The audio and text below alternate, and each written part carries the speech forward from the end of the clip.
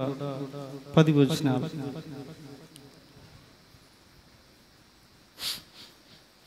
జ్ఞానము నివాసమును కట్టుకొని దానికి 7 స్తంభములు చెక్కుకొనినది.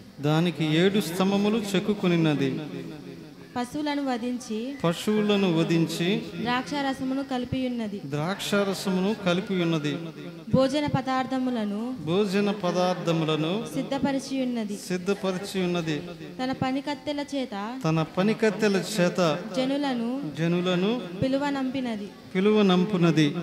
పట్టణమందలి మెట్టల మీద అది నిలిచి జ్ఞానము లేనివాడా ఇక్కడికి రమ్మని ప్రకటించుచున్నది. తెలివి లేని వారితో అది ఇట్లనుచున్నది, వచ్చి నేను సిద్ధపరిచిన ఆహారమును భుజించుడి.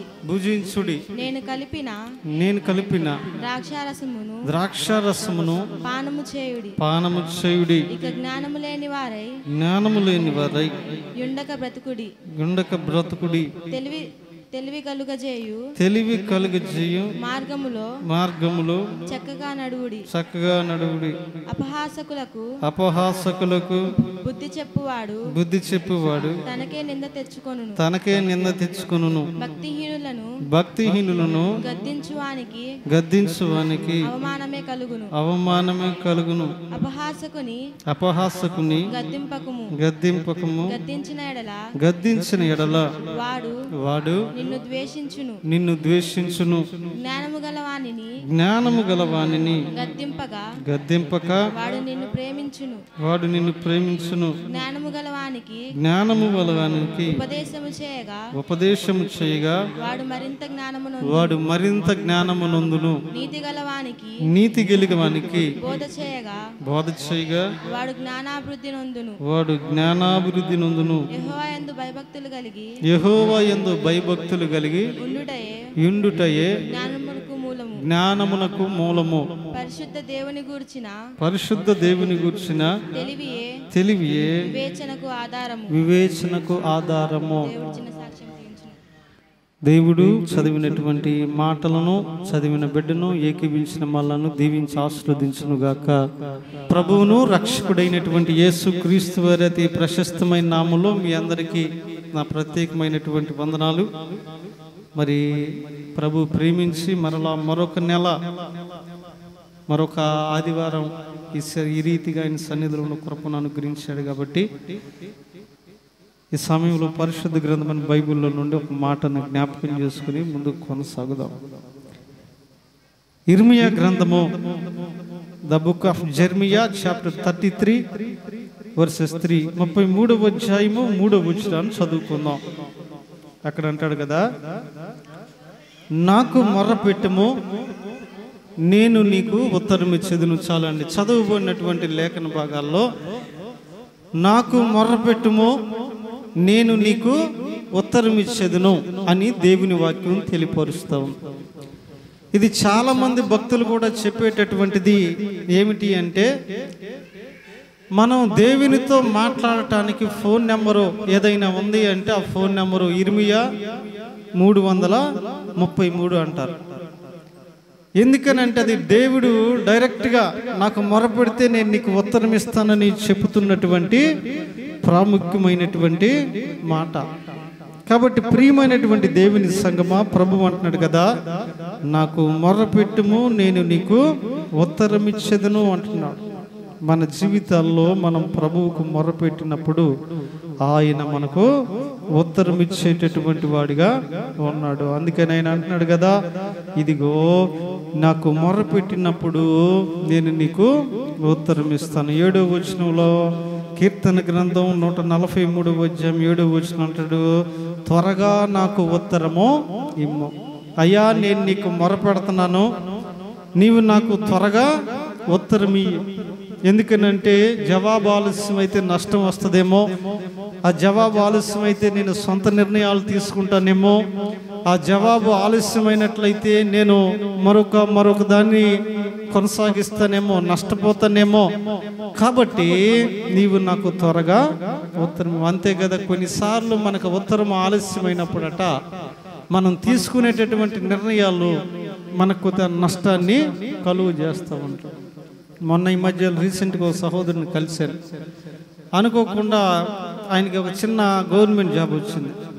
అది చిన్న గవర్నమెంట్ జాబ్ అయినా ముందు చాలా దీవెనకరంగా ఉంటుంది. అయితే జాయిన్ అవ్వలేదు. అందులో ఇన్సూరెన్స్గా 2 నెలలు అవుతుంది వచ్చి పోస్టింగ్, జాయిన్ అవ్వలేదు. నన్ను కలిసినప్పుడు నేను అడిగాను, ఏంటి ఇట్లా వచ్చిందని చెప్పారు పేరెంట్స్, మరి ఎందుకు నువ్వు జాయిన్ అవ్వలేదంటే, అన్న ఏం చెప్పమంటావు, సర్టిఫికెట్లు నా దగ్గర లేవని.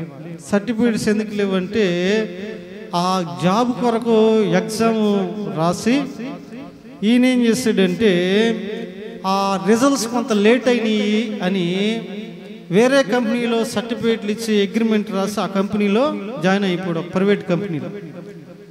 అందరు అన్నారు, సర్టిఫికెట్లు ఇవ్వటం మంచిదే, కానీ డూప్లికేట్ ఇవ్వు, ఒరిజినల్ నీ దగ్గర ఉంచుకో, రేపు ఒకవేళ అవసరమైతే రిస్క్ అయిద్ది అన్నా సరే. ఇక ఎగ్జామ్ రాసి 5-6 నెలలు అయింది, రాలేదు. ఆ స్టేట్లో వాళ్ళకి వచ్చినాయి, ఈ స్టేట్లో వాళ్ళకి వచ్చినాయి, ఇంక ఈ స్టేట్లో రావులే అన్న ఒక నిరాశతో ఆలస్యం అయ్యేసరికి ఏం చేశాడంటే, ఆ ఒరిజినల్ సర్టిఫికెట్లు ఇస్తేనే ఎవడో కంపెనీ వాడు చేర్చుకుంటానంటే అక్కడ వీటిని ఇచ్చేసి సంతకం పెట్టి అగ్రిమెంట్ మీద అక్కడ జాయిన్ అయ్యాడు. జాయిన్ అయిన 20 రోజులకే ఇంటికి ఉత్తరం వచ్చింది. ఏమనంటే, నువ్వు సెలెక్ట్ అయ్యో పలానా దానికి, పలానా రోజు నువ్వు వచ్చి ఇంటర్వ్యూకి అటెండ్ అవ్వాలి.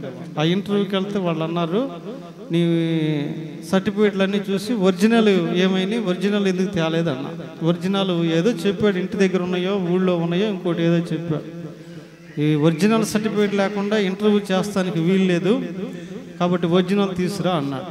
ఆ కంపెనీ దగ్గరికి వెళ్ళి ఒరిజినల్ అడిగితే వాడు అన్నాడంట, నెలకి 45,000 రూపాయలు జీతం ఆ కంపెనీలో, సంవత్సరం జీతం అక్కడ కట్టి సర్టిఫికేట్లు తీసుకెళ్ళమాట. 12,45 అంటే ఎంత కట్టాలి?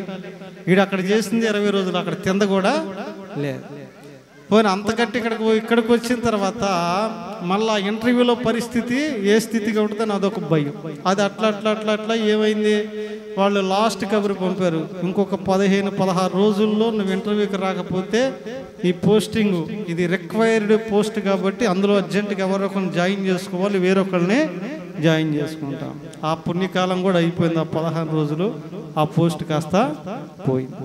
ఎందుకు ఈ మాట జ్ఞాపకం చేస్తున్నానంటే, కొన్నిసార్లు జవాబు అనేది ఆలస్యమైనప్పుడు మన సొంత నిర్ణయాలు మనము తీసేసుకుంటాం.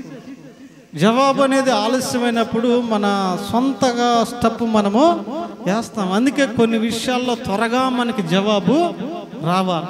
కొన్ని విషయాల్లో ఆలస్యమైనా పర్వాలేదు, కొన్ని విషయాల్లో ఇబ్బంది అయినా పర్వాలేదులే, కానీ కొన్నిసార్లు దేవుని యొద్ద నుండి వచ్చే జవాబు మనకు త్వరగా వచ్చినట్లయితే మనం సొంత నిర్ణయాలు తీసుకోకుండా, నష్టపోకుండా, మనకు వచ్చే దీవెనను పోగొట్టుకోకుండా మన జీవితాల్లో ఉండగలము. అందుకే ఎవరైనా చదవండి, యెషయా గ్రంథం, the book of Isaiah chapter 41. యెషయా గ్రంథము 41వ అధ్యాయం 17వ వచనాన్ని జ్ఞాపకం చేసుకుందాం. చూడండి, యెషయా గ్రంథం 41వ అధ్యాయం 17వ వచనం. దీన దరిద్రులు నీళ్లు వెదుకుచున్నారు, నీళ్లు దొరకక వారి నాలుక దప్పి చేత ఎండిపోవచ్చున్నది. యెహోవాను నేను వారికి ఉత్తరం ఇచ్చేదను. దేవాతి దేవుడు అంటాడు కదా, ఎవరు మనకు ఉత్తరం ఇస్తాడంటే యెహోవా అనేటటువంటి ఆయన మనకేమిస్తాడంట, ఉత్తరము ఇస్తాడు. మన జీవితాల్లో ఆయన ఉత్తరం ఇచ్చేటటువంటి దేవుడు, మన జీవితాల్లో మనతో మాట్లాడేటటువంటి దేవుడు ఆయన, మన జీవితాల్లో మనల్ని సరిచేసేటటువంటి దేవుడు. తప్పకుండా కూడా మన జీవితాల్లో మనకేమిస్తాడంట, ఉత్తరం ఇస్తాను అంటున్నాడు. అయితే నాకు మొర్ర పెట్టుము, నేను నీకు ఉత్తరం ఇస్తాను అన్నాడు కదా. ఏ సమయంలో ఆయన మనకు ఉత్తరం ఇవ్వటానికి సిద్ధంగా ఉన్నాడో ఒక 3 విషయాలు జ్ఞాపకం చేసి మాటలు ముగిస్తాను. తదుపరి పరిచర్య ఉంది కాబట్టి మనకి ఎప్పుడు ఆయన ఉత్తరం ఇస్తాడు, ఎప్పుడు ఉత్తరం ఇచ్చేటటువంటి దేవుడిగా ఉన్నాడు, ఒక 3 విషయాలు జ్ఞాపకం చేసుకుందాం. మొట్టమొదటిగా ఆయన ఎప్పుడు మనకు ఉత్తరం ఇస్తాడంటే, మనం ప్రార్థన చేసినప్పుడు శ్రమ దినమున ఆయన మనకేంటట ఉత్తరం ఇస్తాడు. He will give you answer when our circumstances was in a problem. మన జీవితాల్లో శ్రమ వచ్చినప్పుడు ఆయన మనకు ఉత్తరం ఇస్తానంటున్నాడు. చూడండి, ఆదికాండము 35వ అధ్యాయము, ద బుక్ ఆఫ్ జెనసిస్, ఇదిగో 35 చాప్టర్ 3 3వ వచనంలో ఆయన అంటున్నాడు కదా, నా శ్రమ దినమున నాకు ఉత్తరమిచ్చి నేను వెళ్ళిన మార్గమున నాకు తోడై ఉండినా అంటున్నాడు. ఏ దినాన ప్రభు యాకోబు నాకు ఉత్తరం ఇచ్చాడంట? శ్రమ దినమున. ఈ రోజున ప్రభు మనకి ఎప్పుడు ఉత్తరం ఇస్తాడు అంటే, మన శ్రమ దినమున ఆయన ఖచ్చితంగా మనకేమిస్తాడంట? ఉత్తరం ఇస్తాడు. మనం సంతోషంగా ఉన్నప్పుడు ఆయన ఉత్తరం ఇచ్చినా ఇవ్వకపోయినా, సమాధానంగా ఉన్నప్పుడు ఆయన ఉత్తరం ఇచ్చినా ఇవ్వకపోయినానటండి, శ్రమ కలిగినప్పుడు దేవుడు మాత్రం తప్పకుండా మనకేమిస్తాడంట? ఉత్తరం ఇస్తాడు. మనుషులైతే శ్రమ దినమునే ఫోన్ ఎత్తరు. చూడండి, కొంతమంది అంటారు, అబ్బాయిడు ఒత్తప్పుడు తక్కువని ఫోన్ ఎత్తుతాడు, అవసరానికి మాత్రం ఫోను ఎత్తడు అంటారు. మనకి ఏదైనా కొంత అవసరమై కొంత శ్రమ సమస్య వచ్చి ఎవరికైనా అర్జెంట్లో ఫోన్ చేస్తే వాళ్ళు ఏంటి, ఫోను ఎత్తరు. ఒత్తప్పుడు ఏదో పొరపాటున చేయి తగిలి రింగ్ వెళ్ళినా సరే అవతల నుంచి మళ్ళీ ఫోన్ చేస్తారు. ఏంటి రింగ్ ఇచ్చి వదిలిపెట్టావు, ఏమైంది? కానీ అవసరానికి మాత్రం ఫోన్ లిఫ్ట్ చేయాలి. కానీ దేవుడట శ్రమ దినమున ఉత్తరం ఇచ్చేటటువంటి దేవుడు. యాకోబు అంటున్నాడు, నా శ్రమ దినమున నాకు ఉత్తరం ఇచ్చినటువంటి దేవునికి.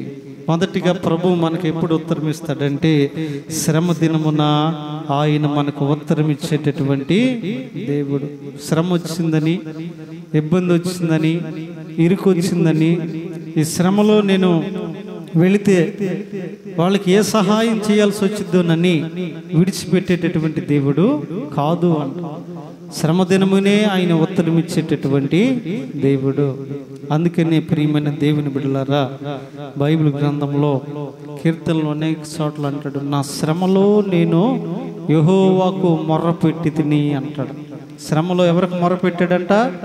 యెహోవాకు మొర్రపెట్టి తిని, he has given me answer అంటాడు. ఆయన నాకు జవాబు ఇచ్చాడు అని. మన జీవితాల్లోనూ కూడా ప్రభు మనకి ఎప్పుడు ఆయన ఉత్తరం ఇస్తాడు అంటే, శ్రమ దినమున మనకు ఆయన ఏం చేస్తాడు? ఉత్తరం ఇస్తాడు. ఆయన విడిచిపెట్టేటటువంటి దేవుడు కాదు, సహాయం చేసేటటువంటి దేవుడు ఎంత మాత్రం కూడా కాదు. నీకు ఆ శ్రమ వచ్చినప్పుడు ఆ శ్రమలో విడిచిపెట్టకుండా ఆ శ్రమలో నీకు ఆయన సహాయం చేయుటకు సిద్ధముగా ఉన్నాడు. అంతేగాని శ్రమలో మనల్ని విడిచిపెట్టేటటువంటి దేవుడు కాదు. ఆ శ్రమ దినమునకు మాత్రం ఖచ్చితంగా ఆయన మనకు సహాయము చేస్తాడు. ఒకవేళ దేని గురించి అయినా ప్రార్థన చేసి ఇంకా ప్రభు యొద్ద నుండి జవాబు కానీ పొందకపోతే ఆయన అంటున్నాడు కదా, ఏదో శ్రమ నీ కొరకు దాచబడి ఉంది, ఆ సమయంలో నేను మాత్రం నీకు ఉత్తరం ఇస్తాను. హాగరు అబ్రహాము దగ్గర ఉన్నంత వరకు కూడా ప్రభు ఆవిడికి ఉత్తరం ఇవ్వలేదు. ఆవిడికి శ్రమ కలిగి అరణ్య ప్రాంతంలో ఉండి చిన్న బిడ్డను ఎదురుగా వేసుకుని ఏడుస్తూ ఉన్నప్పుడు ప్రభు ఏం చేశాడు? ఉత్తరం ఇచ్చాడు. హాగరు, నీకేమీ వచ్చి ఉన్నది, నువ్వెందుకు ఈ రీతిగా కన్నీరు గారుస్తూ ఉన్నావు అని ప్రభు ఏం చేశాడు? ఉత్తరం ఇచ్చాడు. ఎప్పుడు ఉత్తరం ఇచ్చాడంటే, శ్రమ దినమున ఉత్తరం అనేటటువంటిది ఇచ్చాడు. ఆయన శ్రమ దినమున అనేక రీతిలుగా ఉత్తరం ఇస్తాడు. అనేక రీతులుగా ఆయన జవాబు అనేది వస్తూ ఉంటుంది. ఆ జవాబు ఇవిటి కొరకు ఆయన మనుషులను వాడుకోవచ్చు, పక్షులను వాడుకోవచ్చు, లేదా ఏదైనా జంతువును కూడా వాడుకోవచ్చు. ఏదో ఒక దాన్ని వాడుకుని మనకు ఉత్తరం అనేటటువంటిది మాత్రం ఆయన ఖచ్చితంగా ఇస్తాడు అంట. అందుకని మొట్టమొదటిగా ఆయన అన్నాడు, ఎప్పుడు ప్రభు మనకు ఉత్తరం ఇస్తాడంటే, మన శ్రమ దినమున ఆయన మనకి ఏం చేస్తాడు? ఉత్తరం ఇస్తాడు అంటే. మరి నిజమే కదా ప్రియమైనటువంటి దేవుని బిడ్డలారా, మరి మనకు శ్రమ కలిగినప్పుడు ప్రభు మాత్రం మనల్ని విడిచిపెట్టేటటువంటి దేవుడు ఎంత మాత్రం కూడా కాదు. ఆయన శ్రమ దినమున ఉత్తరం ఇచ్చేటటువంటి దేవుడు అయి ఉన్నాడు. రెండవదిగా ఇంకా ఎప్పుడు ఆయన మనకు ఉత్తరం ఇస్తాడు అంటే, ఇంకా ఏ పరిస్థితుల్లో మనకు ఉత్తరం ఇస్తాడు అని మనం జ్ఞాపకం చేసుకున్నట్లయితే, మనము దీన దశలో ఉన్నప్పుడు కూడా ఆయన మనకు ఉత్తరం ఇస్తాను అంటున్నాడు. చూడండి, కీర్తన గ్రంథం 86వ అధ్యాయము, the book of Psalm chapter 86, 86వ అధ్యాయము. మరి 1వ వచనాన్ని జ్ఞాపకం చేసుకున్నట్లయితే, యెహోవా నేను దీనుడను దరిద్రుడను, చెవియొగ్గి నాకు ఉత్తరమిమ్ము. ఆయన అంటున్నాడు కదా, O Lord, I am poor and needy. అయ్యా, నేను అవసరతలో ఉన్నవాడిని, దీన దశలో ఉన్నవాడిని. ఇదిగో ప్రభువా, ఈ దీన దశలో నీవు నాకు ఉత్తరమివ్వు, నీవు నాకు సహాయం చెయ్యి అని ఆయన అంటున్నప్పుడు, మరి నిజమే కదా ప్రియ దేవుని బిడ్డారా. రెండవదిగా ఆయన మనకింకనూ ఎప్పుడు ఉత్తరం ఇస్తాడంటే, దీన దశలో మనం ఉన్నప్పుడు ఆయన మనకు ఉత్తరం ఇస్తాడు. కొన్నిసార్లు చూడండి, మన దశలు ఎలాగుంటాయి. కొన్నిసార్లు బాగుంటాం, కొన్నిసార్లు ఇంకా బాగుంటాం, కొన్నిసార్లు ఇంకా పచ్చగా ఉంటాం.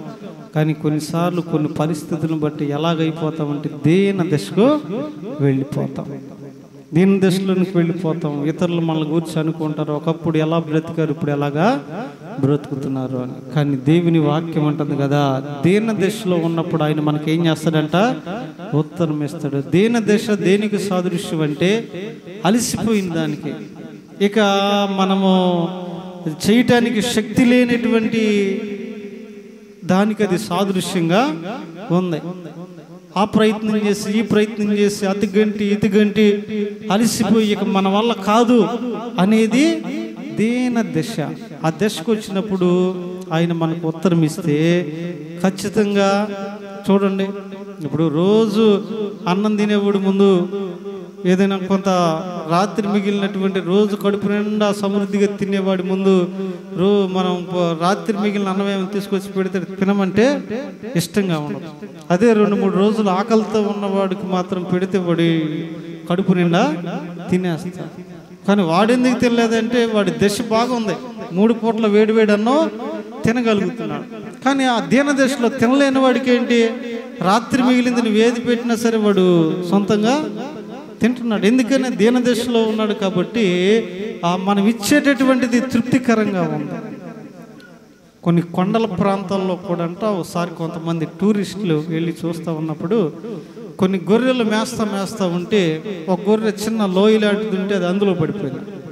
అందులో పడిపోతే ఫోటోలు తీసేవాళ్ళు చూసి మంద యజమాని దగ్గరికి వెళ్ళి చెప్పారంట, ఆడుతా గెంత అందులో పడిపోయింది, దాన్ని తీరేదని పట్టించుకోవట్లేదు అంటే కాపరు వచ్చి చూశాడు. చూస్తే అది పైకి ఎక్కడానికి అటు గెంటుతుంది, ఇటు గెంటుతుంది, అటు ఎగురుతుంది, ఇటు ఎగురుతుంది, తప్పక మన కింద పడుతుంది, ఎక్కలేపో.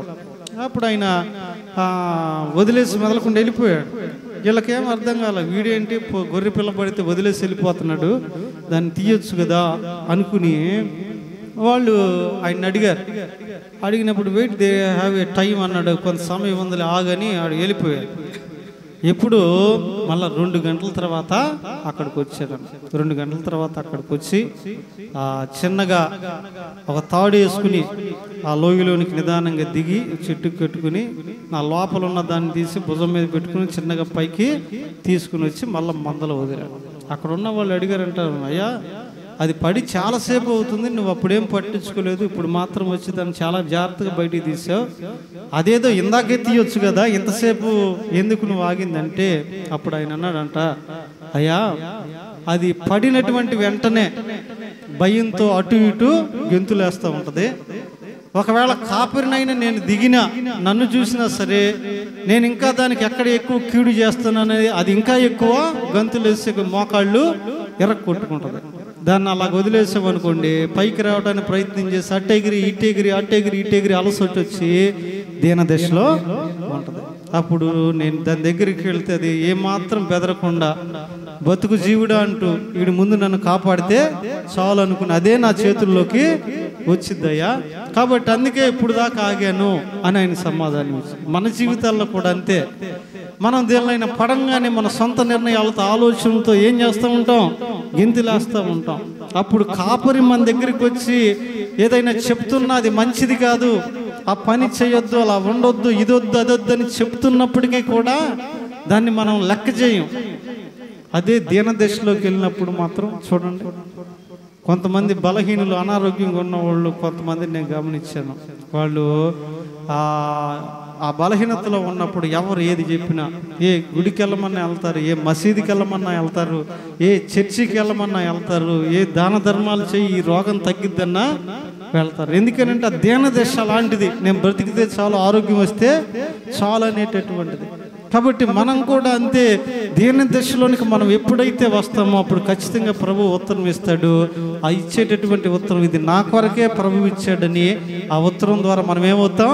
బలపడతాం. దీన దశలో లేనప్పుడు ప్రభు ఏదైనా ఉత్తరం ఇచ్చినా అది ప్రభు దగ్గర నుంచి వచ్చిందని మనము గుర్తించలేము. అందుకని దీన దశలో వచ్చినప్పుడు ప్రభు ఏం చేస్తాడంటే మనకు ఉత్తరం ఇస్తాడు. కీర్తన గ్రంథం 147 వచనంలో శ్రేష్టమైన మాట అంటాడు. చూడండి, కీర్తన గ్రంథము 147 యెహోవా దీనులను లేవనెత్తును అంటున్నాడు. దేవుని స్తోత్రం కలుగును గాక. హల్లెలూయా. ఆయన దీనులను లేవనెత్తేటటువంటి దేవుడు అంట. అదే మనుషుల అధికారులు అయితే దీనులను ఎప్పుడు కూడా వాళ్ళ చేతి కింద ఉండాలనే చూస్తారు. మాకు లోబడి ఉండాలి, మా చేతి కింద ఉండాలి, మాకు కిందే పని చేస్తుండాలని చూస్తూ ఉంటారు. కానీ దేవుడు అంటున్నాడు కదా, ఆయనట దీనులను లేవనెత్తేటటువంటి దేవుడు. మనల్ని ఎప్పుడు దీన స్థితిలో అయినా ఉంచడు.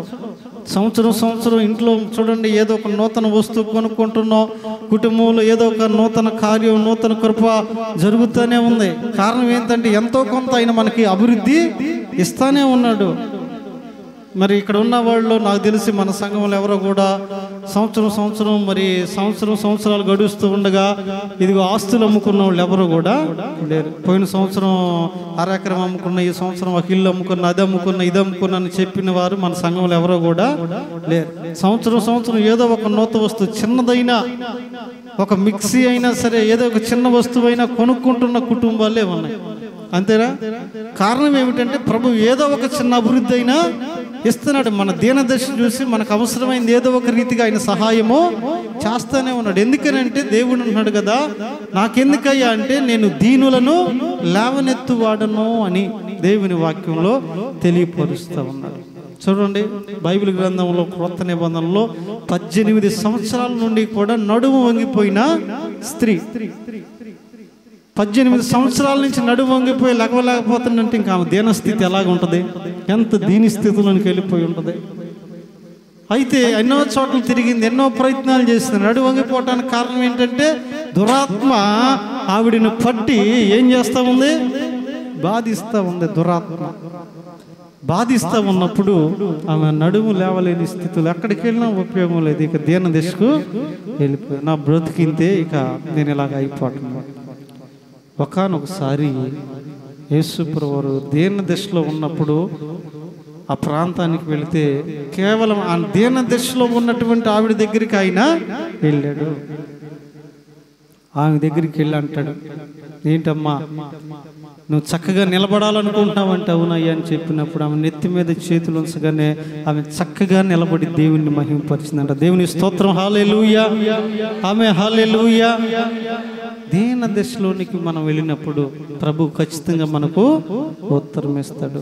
దీన దశలో ఒకవేళ మన వాళ్ళు ఎవరైనా బాధపడొచ్చు. మన దీన దశలో ఉన్నప్పుడు నా తమ్ముడు, నా చెల్లెలు, లేక నా మరిది, నా బంధువు అని మన గురించి చెప్పుకోవటానికి మనుషులు సిగ్గుపడతారు. దేవుడు నువ్వెంత దీన దశలో ఉన్నా నిన్ను తన బిడ్డగానే ప్రేమిస్తాడు. అందుకని ఒకటి, ఆయన ఎప్పుడు మనకు ఉత్తరం ఇస్తాడంటే మనం ఎప్పుడైతే శ్రమలో ఉంటామో శ్రమ దినం ముందు మాత్రం ఖచ్చితంగా ఉత్తరం ఇస్తాడు. రెండవదిగా మన దీన దశలో ఉన్నప్పుడు ఖచ్చితంగా మనకు ఉత్తరం ఇస్తాడు.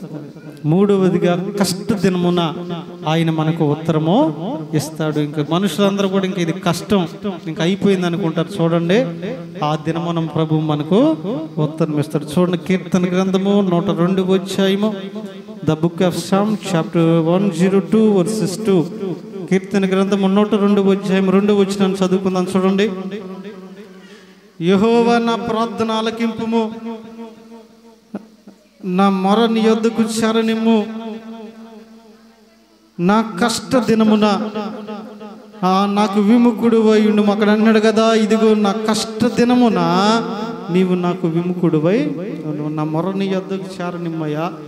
నాకు కష్టం వచ్చినప్పుడు ఇదిగో నా యొక్క మొర నువ్వు త్రోసివేయద్దు, నువ్వు నాకు సహాయము చెయ్యి ప్రభువా. నిజమే కదా. మన జీవితాల్లో మూడవదిగా ప్రభు ఎప్పుడు మనకు ఉత్తరం ఇస్తాడంటే కష్ట దినమున మనకేం చేస్తాడు? ఉత్తరం ఇస్తాడు. ఏ కష్టం అంటే మనుషులు కష్టం అంటారు. ఎప్పుడు మనుషులు కష్టం అంటారు?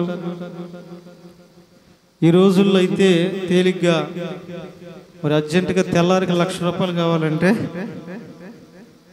రా నా సహోదరుని ప్రేమ తీస్తారా? అర్జెంటుగా ₹1,00,000 కావాలని ఎవరిని అడిగితే ఏమంటారు? అబ్బో ఇప్పుడు ఎంత డబ్బులు అంటే కష్టమే అంటారు. కొన్నిసార్లు హాస్పిటల్లో డాక్టర్స్ అంటూ ఉంటారు, మీరు రావటమే చాలా లేట్ అయిపోయింది, ఇంకా కష్టం, మేమైతే చెప్పలేము. కొన్నిసార్లు ఏదైనా ఉద్యోగం కోసం ఎక్కడికైనా వెళ్ళినప్పుడు అంటారు, అబ్బో ఇప్పటికే జనం ఎక్కువయ్యారు, కొత్త వాళ్ళని పెట్టుకుంటూ కష్టం. కష్ట దినాలు మానవ జీవితంలో చాలా ఉంటాయి. కష్టం అనేది మనం నొసట మీద ఏమి అప్పుడు నెంబర్ ప్లేట్లా కనపడదు, ఈయనకి కష్టం ఉంది, ఈయనకి కష్టం ఉంది, ఈయనకి కష్టం ఉందని.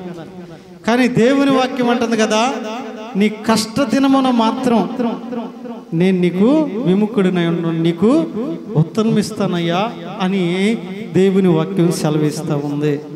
మరి నిజమే కదా ప్రియమైనటువంటి దేవుని బిడ్డలారా.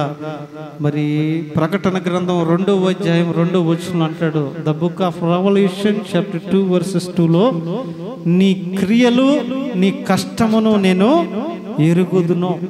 మనుషులు మన కష్టం ఎంత కష్టపడుతున్నామో చూడలేకపోవచ్చు. ఇంట్లో పైకి మనం వచ్చినప్పుడు, బజారుకు వచ్చినప్పుడు, మందిరానికి వచ్చినప్పుడు మనం ఎలాగున్నామో చూస్తున్నారు, మన వస్త్రధారణ ఎలాగో చూస్తున్నారు. కానీ ఇంట్లో పరిస్థితి ఎలాగుంది, ఇంట్లో సమాధానం ఉందా లేదా, సంతోషం ఉందా లేదా, తినటానికి ఉందా లేదా, ఉండటానికి ఉందా లేదా, ఇవి ఎవడు కూడా చూడరు.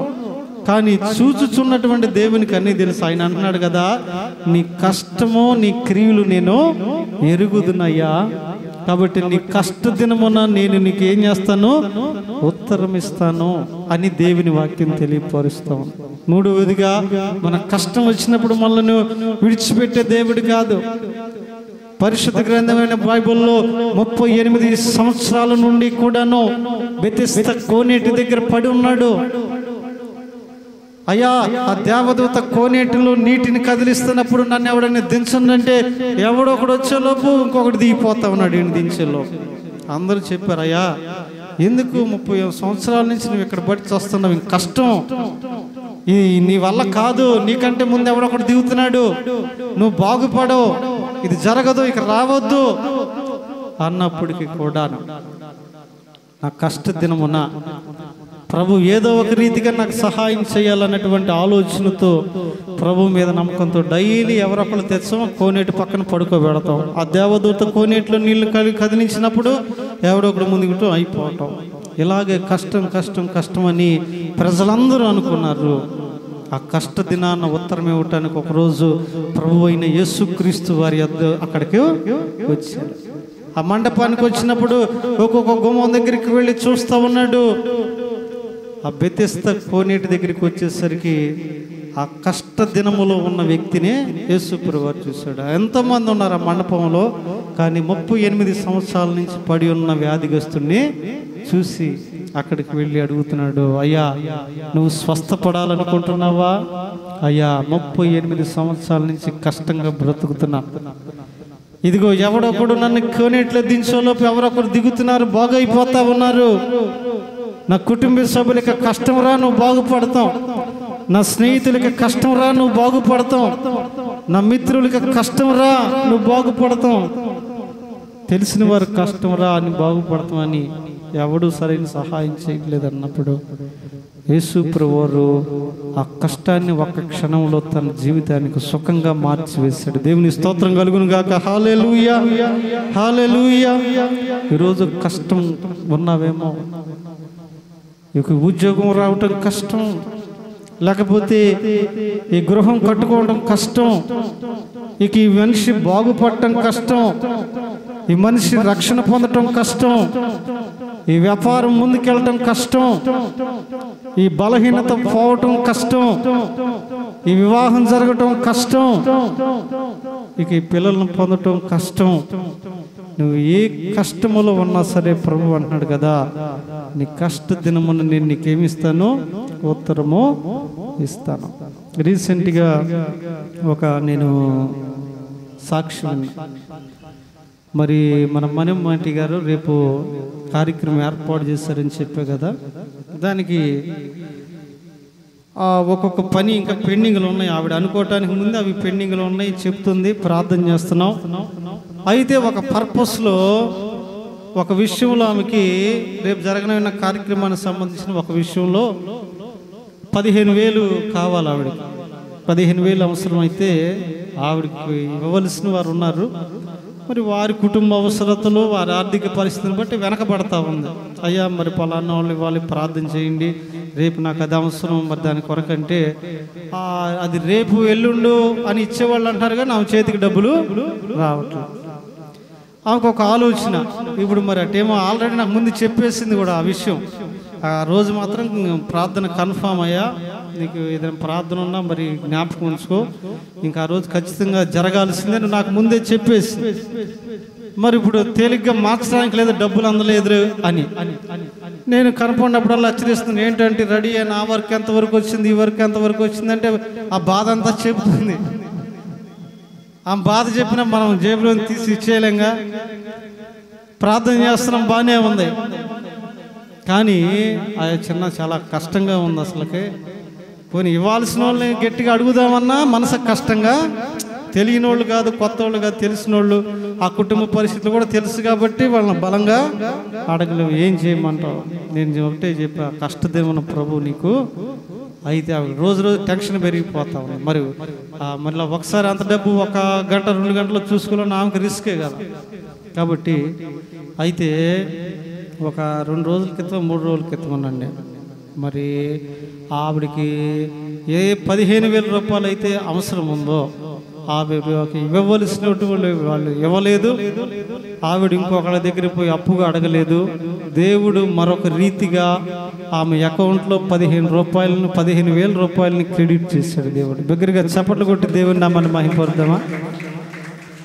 వేరుగా మళ్ళీ ఆ డబ్బులు ఆమె తిరిగి ఎవరికి ఇవ్వని అవసరం, ఆమె సొంతం. ఇంకా ఆ డబ్బులు వస్తాయన్న ఆలోచన కూడా ఆమెకి లేదు. ఆ 15,000 తనకు వస్తాయన్న ఆలోచన కూడా లేదు. తన దగ్గర తీసుకున్న వాళ్ళు ఇస్తేనే కానీ వేరే మార్గం కూడా ఆవిడకి వస్తాయి అన్నటువంటి ఆలోచన లేదు. కానీ అనుకోకుండా ఆవిడకి ఆ రోజు ఆ కార్యక్రమానికి ఎంత అవసరం అనుకుందో అంత డబ్బులు కూడా దేవుడు మా బ్యాంకులో క్రెడిట్ చేశారు. వేరే ద్వారం గుండా వేరే ద్వారాన్ని తెరిచి. ఎందుకనంటే కష్టదినమున ఆయన చెయ్యి విడిచిపెట్టే దేవుడు కాదు. కష్టదినమున ఆయన మనకు సహాయము చేసే దేవుడు, మనకు ఉత్తరం ఇచ్చేటటువంటి దేవుడు. ముందుగా ఆ డబ్బులు ఎప్పుడైతే పడినా వెంటనే ఇక్కడికి వచ్చి ముందు నాతో అమ్మతోనే షేర్ చేసుకున్నాయా, రోజు ప్రార్థన చేస్తున్నాం కదా, ఇదిగో దేవుడి సహాయాన్ని ఇలాగా చేశాడు చిన్న అని చెప్పి నాకు చాలా సంతోషం అనిపించింది. నిజమే కదా, కష్టదినమున ప్రభు మనలను విడిచిపెట్టేటటువంటి వాడు కాదు. కాబట్టి నాకు మొర్ర పెట్టుమో నేను నీకు ఉత్తరం ఇస్తాను అన్నాడు.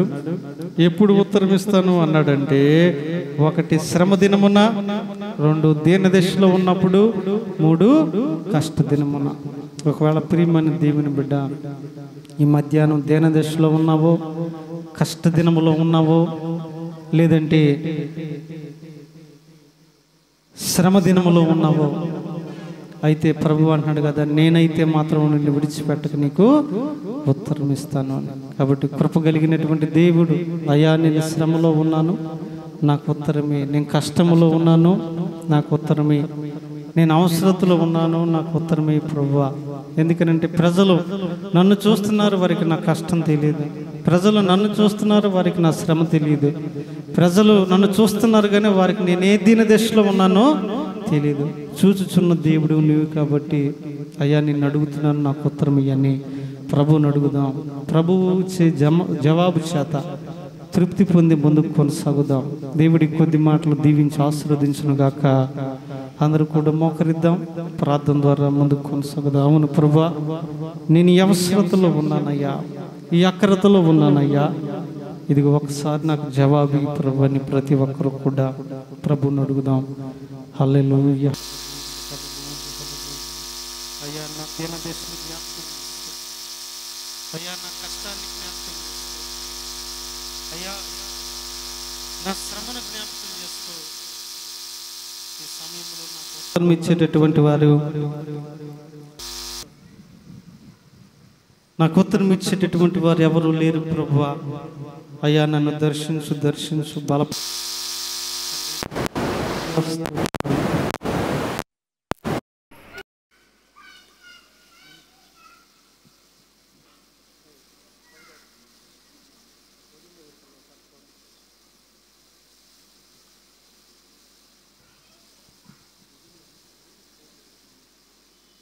స్తుతి స్తుతి